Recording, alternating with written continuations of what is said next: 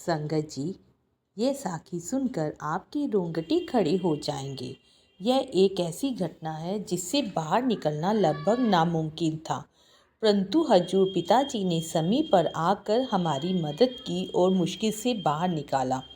सन 1993 की बात है। मैं, मेरी पत्नी और 3 साल का बेटा, हम सभी इंदौर किसी पारिवारिक समारोह में गए थे और वहीं से ही वापस जलगांव लौट रहे थे।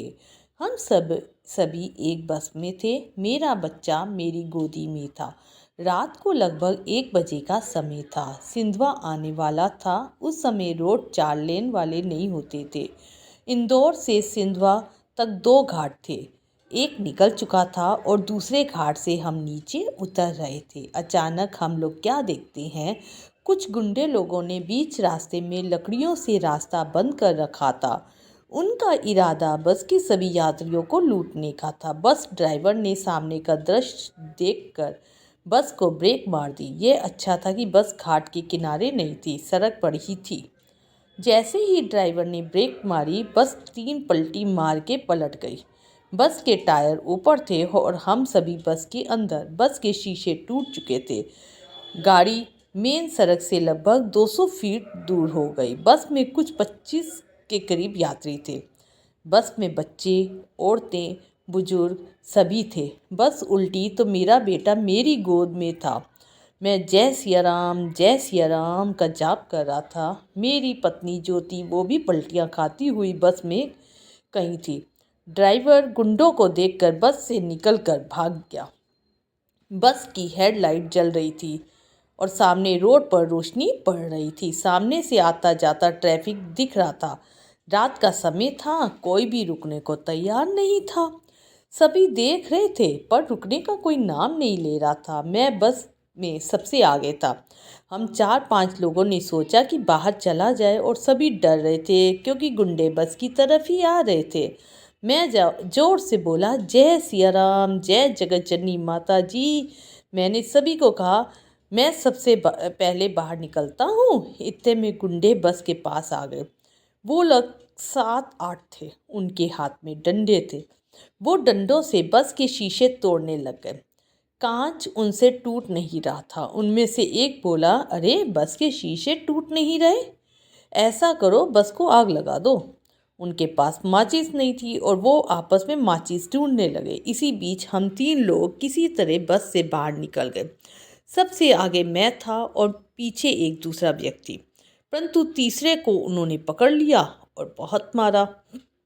मैं रोड पर खड़ा हो गया और ट्रैफिक को रोकने की कोशिश की, परंतु कोई भी रुकने का नाम नहीं ले रहा था। मैं लगातार परम पूज्य हजूर जी और परम पूज्य माता जी को याद करता जा रहा था। अचानक एक लग्जरी बस सामने से आ रही थी।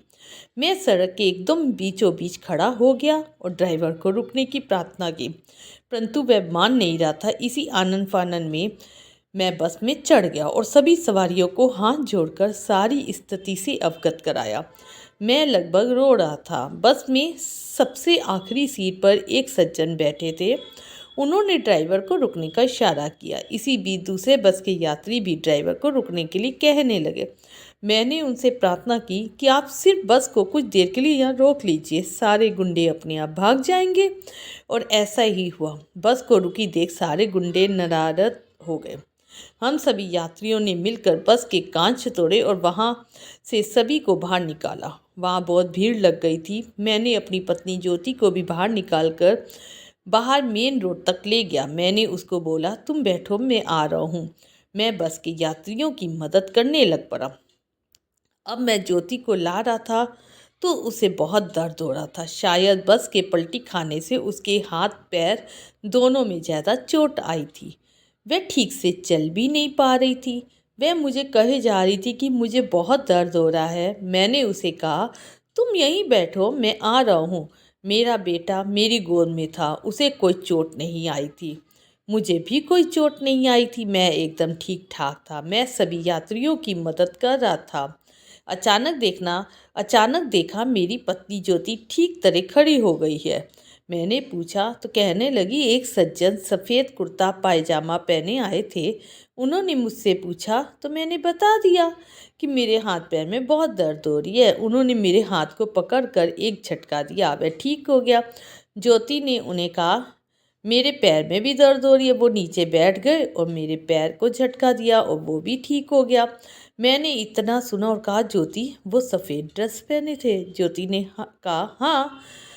मैंने कहा, ज्योति अरे वो हजूर पिताजी थे, वो तुझे ठीक करके चले गए। मैंने तुरंत इधर उधर देखा पर मुझे कोई दिखाई नहीं दिया। संगत जी, वो हजूर ही जी थे, इसमें कोई शक नहीं है। हम दोनों ने नम आंखों से हाथ जोड़कर हजूर जी का शुक्रिया अदा किया। संगत जी, किसी भी तरह हम एक दूसरी बस में बैठ गए क्योंकि शादी के समारोह में गए थे, इसलिए हमारे पास सोने का सामान भी था। मैंने अपनी पत्नी को कहा, ज्योति हजूर जी ने जान बख्श दी है, सम्मान करना सोचो।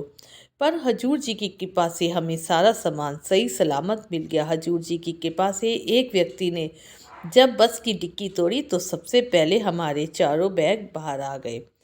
हमने सामान लिया और बस धीरे धीरे चल पड़ी। हम सिंधवा पहुँचे, वहाँ पर मेरे साधु साहब रहते थे। उनकी मदद से हम सुबह 5 बजे जलगांव अपने घर पहुँच गए।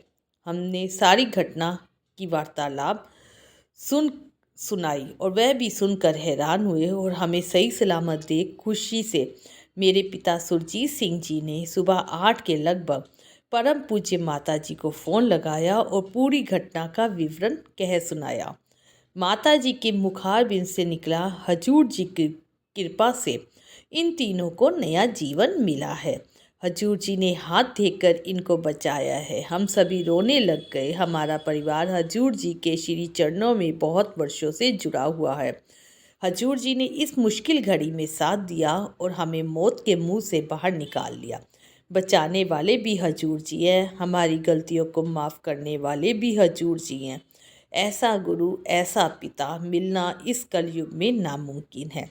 संगत जी, इस दर में लगे हो तो हमेशा लगे रहना। यह साक्षात ईश्वर का घर है। ऐसे गुरु को कोटि कोटि प्रणाम।